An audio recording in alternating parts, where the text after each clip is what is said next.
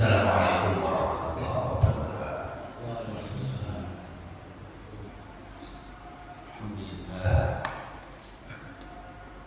Alhamdulillahirabbil alamin. Wassalatu wassalamu ala asrofil anbiya'i wal mursalin. Nabiyyina Muhammadin wa ala alihi wa ashabihi ajma'in. Rabbi shrah li sadri wa yassir li amri wahlul 'uqdatam min lisani yafqahu qawli. Amma ba'd. Para jemaah, alhamdulillah, segala puji bagi Allah yang telah memberikan nikmat kepada kita semua, sehingga pada kesempatan pagi hari ini kita bisa bertemu kembali di majelis yang berbuka ini tanpa kekurangan suatu apapun. Semoga Allah senantiasa memberikan pertolongannya, rahmatnya kepada kita semua, sehingga kita tetap senantiasa istiqomah dalam menjalankan ketaatan-ketaatan kepadanya. Salawat dan salam mudah-mudahan senantiasa tercurahkan kepada junjungan kita Nabi besar Muhammad sallallahu alaihi wasallam. Amin ya rabbal alamin. Para jemaah, kajian pada pagi hari ini kita mengambil topik tentang masalah uluhiyah atau fikih dalam berkorban. Permasalahan ini tentu sudah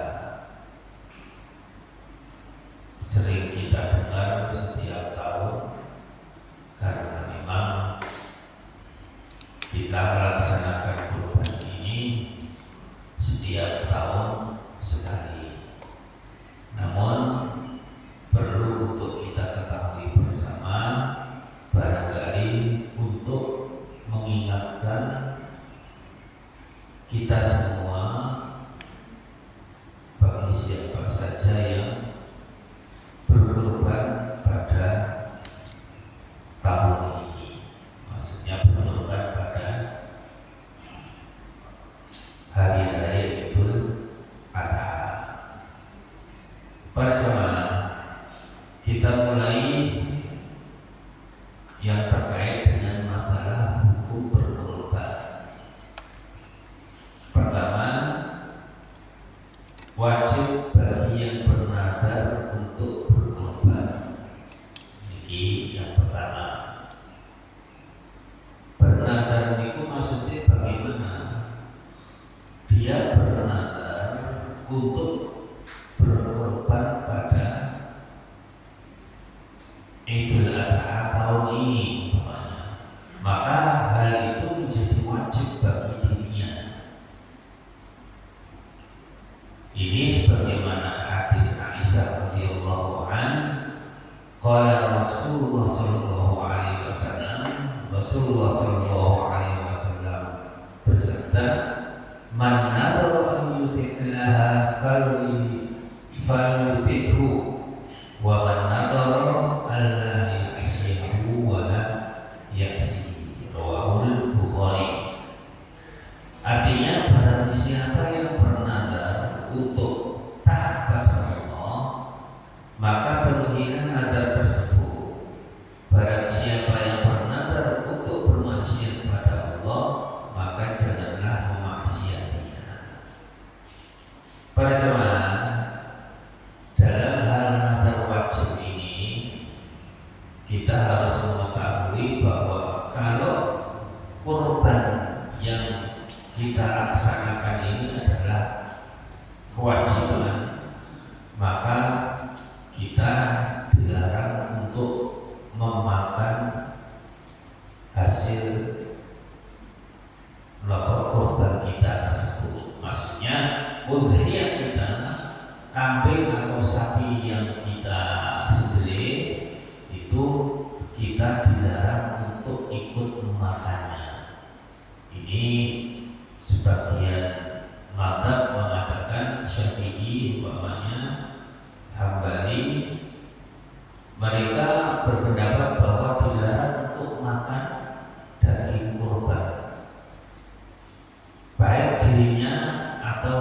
keluarga yang dinafkahinya. Jadi ini perbedaannya, okay? Jenengan harus memahami. Kedua, hukum berkorban itu adalah sunnah muakkadah bagi yang mempunyai keleluasaan untuk berkorban.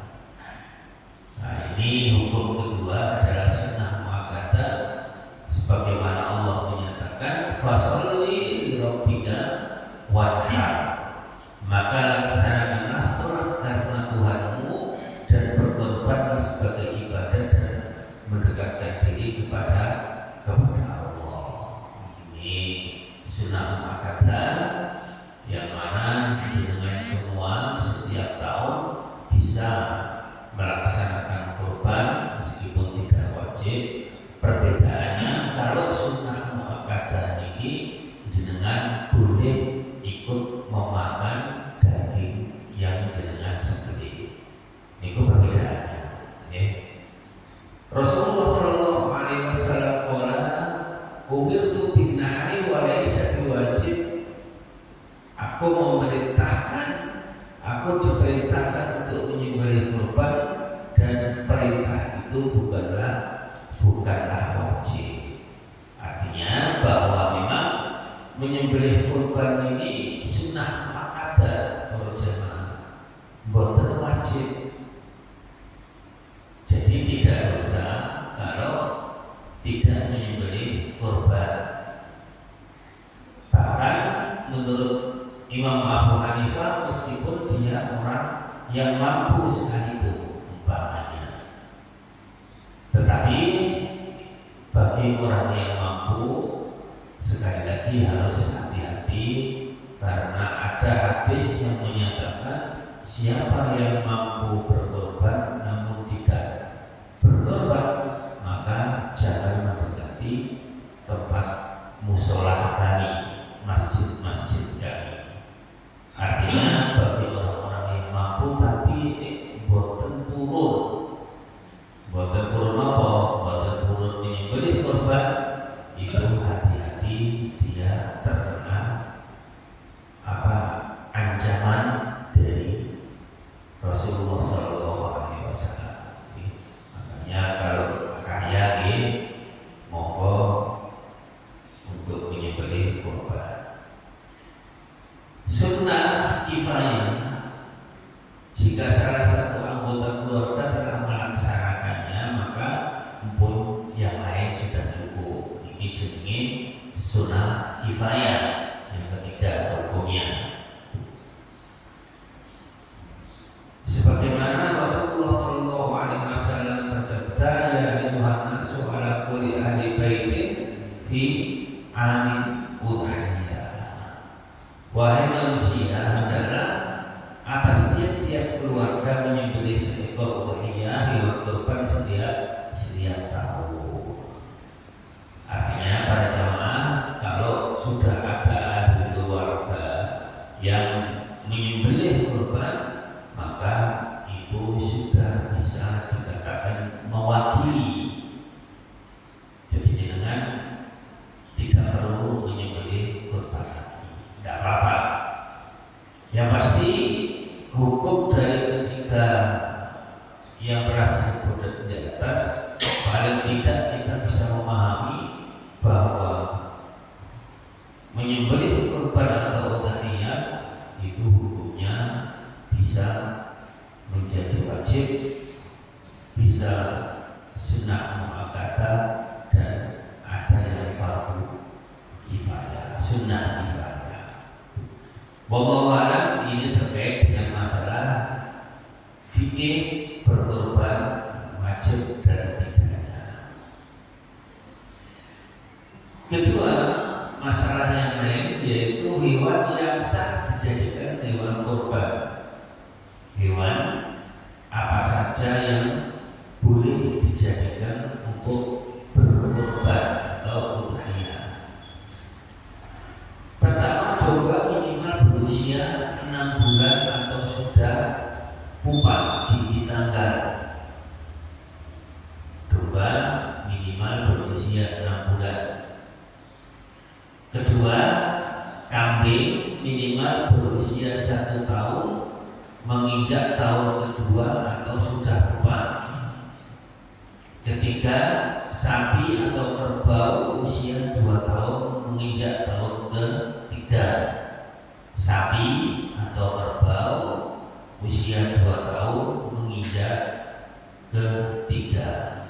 4 adalah unta usia 5 tahun menginjak tahun ke-6. Jadi ini adalah syarat hewan yang sah untuk dijadikan korban. Kalau nggak ada kambing, ya domba. Kalau nggak ada kalau bisa sapi, bisa sendiri, bisa juga patungan biasanya, atau kerbau. Ya, kerbau juga di sini menurut para ulama juga sama atau disamakan dengan sapi. Kemudian unta, dan unta ini merupakan sesuatu yang biasa disembelih di negeri Timur Tengah.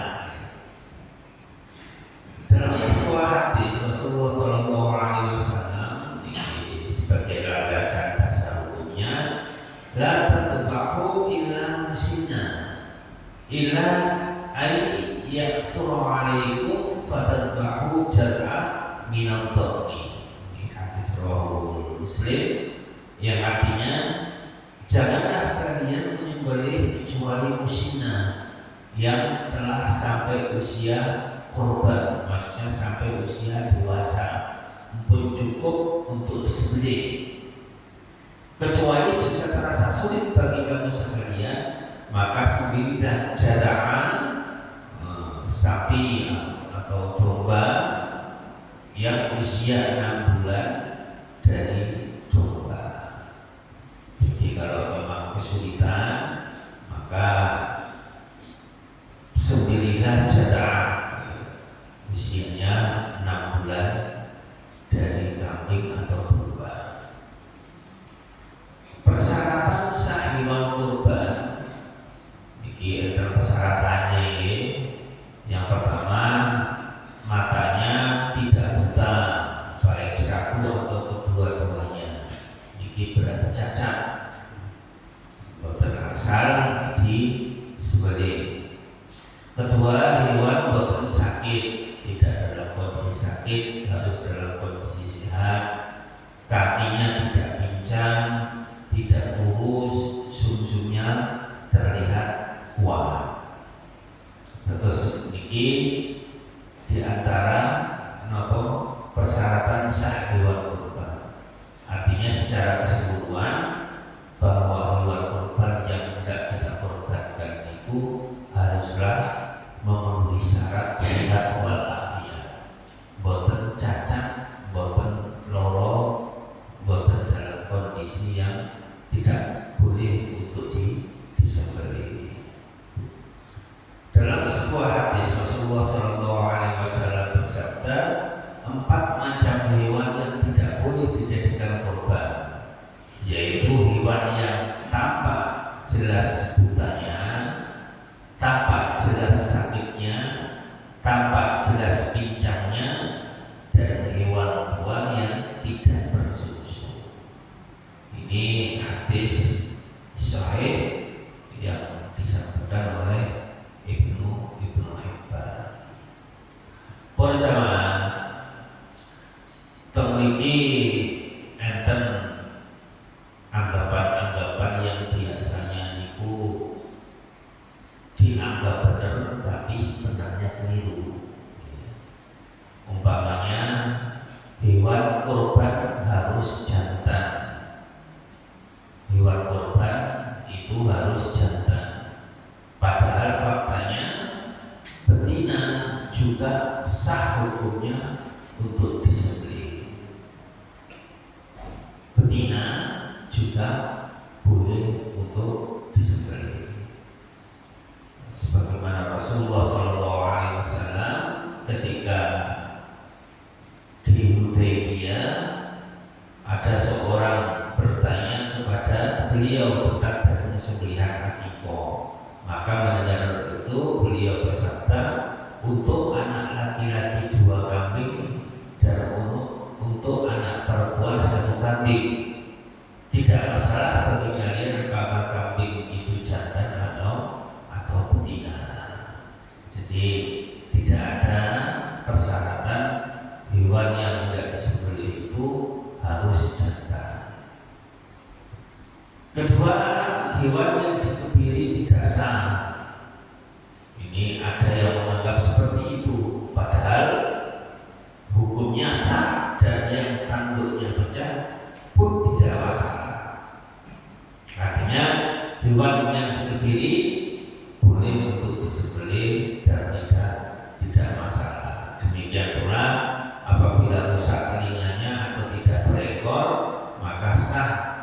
Cacat yang tidak berpengaruh dengan berkurangnya daging dapat ditolerir. Jemaah sekalian, ini diantara permasalahan kambing atau hewan-hewan yang dianggap biasanya yang boleh disembelih hanya ini, padahal sebenarnya boleh disembelih. Kita lanjut ke fikih seterusnya kaitannya dengan udhiyah. Ini adalah waktu penyembelihan. Sebenarnya ini pertemuannya harus 2 kali. Waktu penyembelihan pertama dimulai sesaat selesai melaksanakan khutbah Idul Adha sampai dengan menjelang waktu maghrib tanggal 13 Dzulhijjah. Waktu penyembelihan itu sudah jelas hadis yang disebutkan dalam riwayat yang sahih bahwa Rasulullah SAW beliau khotbahnya berkhutbah Yaumal Adha pada hari Idul Adha ba'da sholat, selepas sholat. Faqala, kemudian beliau bersabda, wa man sholat sholatana, dan barang siapa yang sholat dengan sholat seperti kami, wa nasaka nusukana, dan kemudian menyembelih kurban seperti kurban kami, maka ia telah mendapatkan pahala berkurban. Barang siapa yang berkurban sebelum sholat Idul Adha, maka itu hanyalah sembelihan yang ada sebelum sholat dan teranggap sebagai kurban, tidak teranggap sebagai kurban. Ini hadis dari Bukhari. Hadis ini menunjukkan secara jelas bahwa waktu kita menyembelih kurban itu selepas sholat Idul Adha, selepas melaksanakan sholat beberapa saat itu.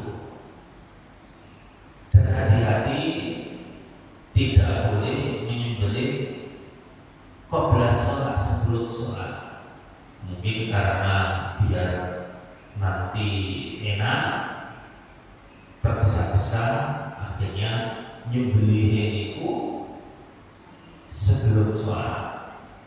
Maka siapa yang menyembelih hewan kurbannya atau udhiyahnya itu sebelum sholat Idul Adha, dianggap niku tidak berkurban, tidak berkurban. Makanya dia harus dengan perhatian supaya jangan sampai melakukan perkara yang seperti itu atau yang dilarang. Kemudian yang kedua, waktu penyembelihan kurban itu adalah hari tasyrik. Kullu ayyami tasyrik dzabhun. Rasulullah menyatakan setiap hari tasyrik itu adalah hari penyembelihan. Hari tasyrik itu adalah hari yang dikatakan sebagai hari penyembelihan. 3 hari dari mulai hari raya sampai 3 hari ke depannya. Jadi itu disebut hari tasyrik dan dikatakan waktu penyembelihan kurban itu.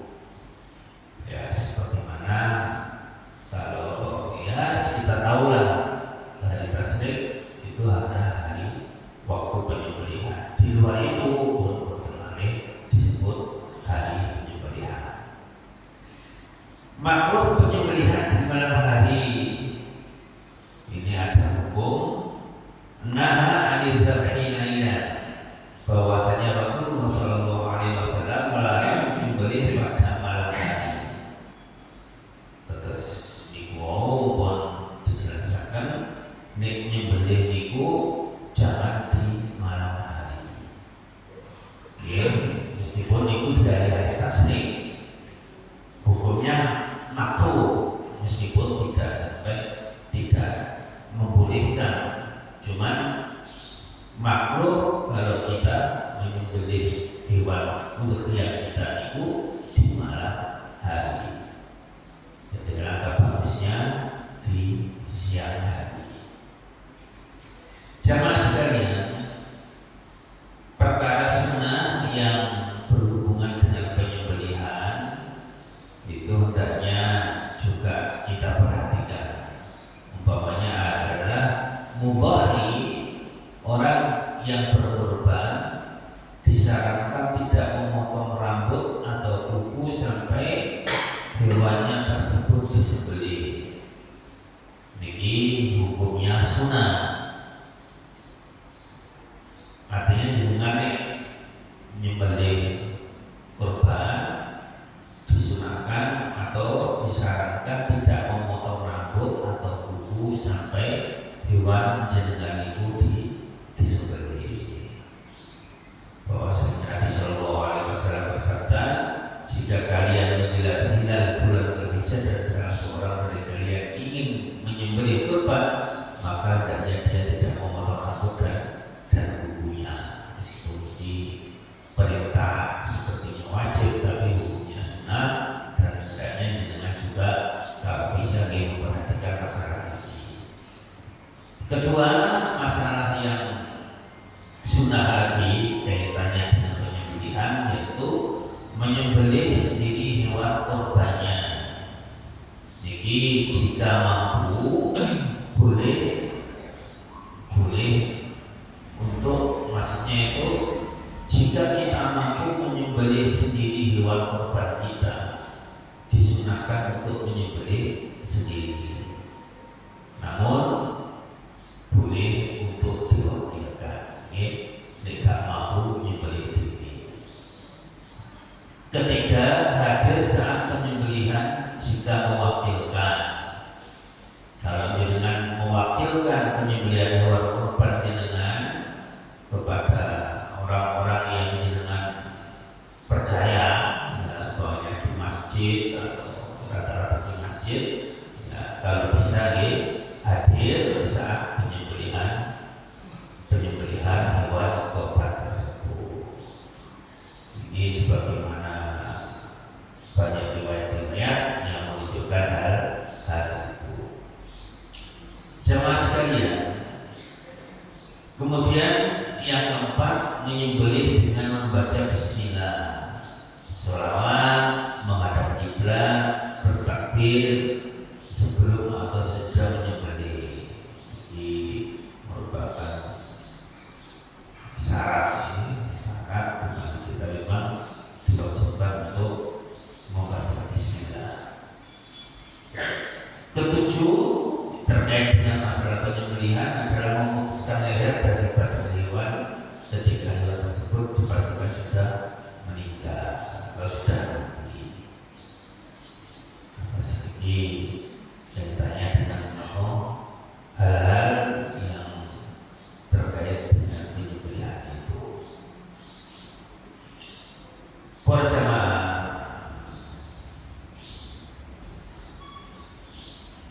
perkara-perkara lain ini memang banyak yang perlu saya ungkapkan sebenarnya, tapi karena keterbatasan waktu, jatuh 10 ringkes mawon kaitannya dengan masalah-masalah budaya ini.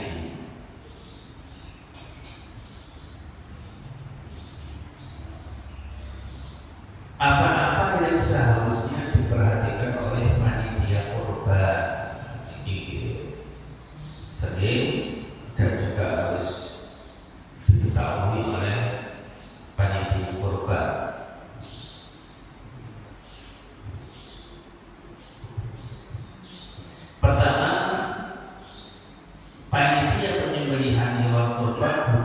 amil. Bukanlah amil kurban, tidak sama dengan zakat yang mana amil berhak mendapatkan bagian dari zakat. Artinya panitia kurban itu adalah mereka yang tugasnya mewakili mudhahi, orang yang berkorban, untuk menyembelih hewan kurban dan membagikan dagingnya. Hati-hati, ini tugas dari panitia kurban. Kedua, walaupun panitia kurban bukan amil, tetapi boleh mendapatkan daging kurban karena keumuman dalil. Namun sekali lagi jangan sampai daging yang diterima panitia dianggap sebagai upah. Jika dianggap demikian, maka hal tersebut sebagai kekeliruan. Mengapa? Hewan kurban adalah sembelihan yang tidak boleh diperjualbelikan. Hewan kurban adalah sembelihan yang tidak boleh diperjualbelikan. Namun di sini kalau sudah di tangan orang yang diberikan daging tersebut, sebagian ulama atau kebanyakan ulama yang membolehkan untuk menjualnya asalkan sudah menjadi miliknya. Sudah menjadi miliknya, ya itu terserah dia. Makanya sering kadang-kadang orang yang sudah mendapatkan daging langsung dijual. Tetapi enten yang mempermasalahkan tidak boleh. Namun kebanyakan berpendapat boleh, ya terserah yang punya asalkan itu sudah menjadi miliknya. Ketiga, panitia harus mengerti kriteria hewan yang sah untuk dijadikan kurban. Sebelum menerima titipan hewan dari mudhahi, sebaiknya diperiksa terlebih dahulu dan pastikan bahwa hewan tersebut sah untuk dijadikan kurban. 4. Akad yang jelas antara panitia dan mudhahi. Misalnya saya wakilkan penyembelihan hewan kurban saya ini kepada panitia dengan menambahkan uang umpamanya sebagai operasional sebesar ini dan itu.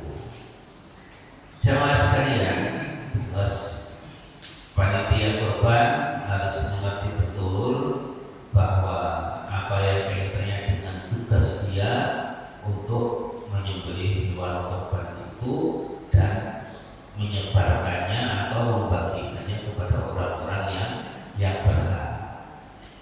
Kita tahu juga bahwa yang berhak itu harus kita dahulukan. Orang fakir miskin harus didahulukan, kemudian baru orang-orang yang seterusnya dan seterusnya. Untuk ahli keluarga juga boleh untuk mengambil daging kurban atau menerima daging kurban, tidak masalah.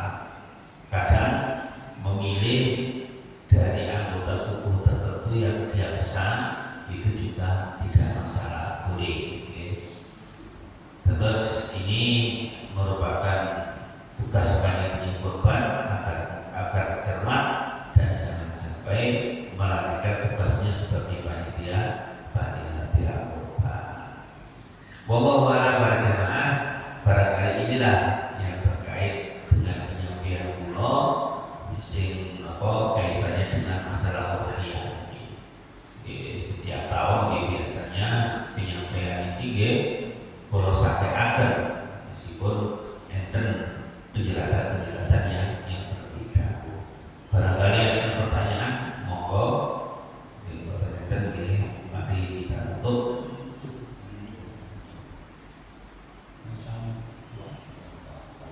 Bukan lagi, insya Allah jelas ya, insya Allah jelas dan masalah ini, insya Allah kita semua sudah tahu dan bagi panitia terutama harus mengerti kaitannya dengan hak-hak yang perlu diberikan untuk mewakili orang yang menyembelih kurban atau untuk itu.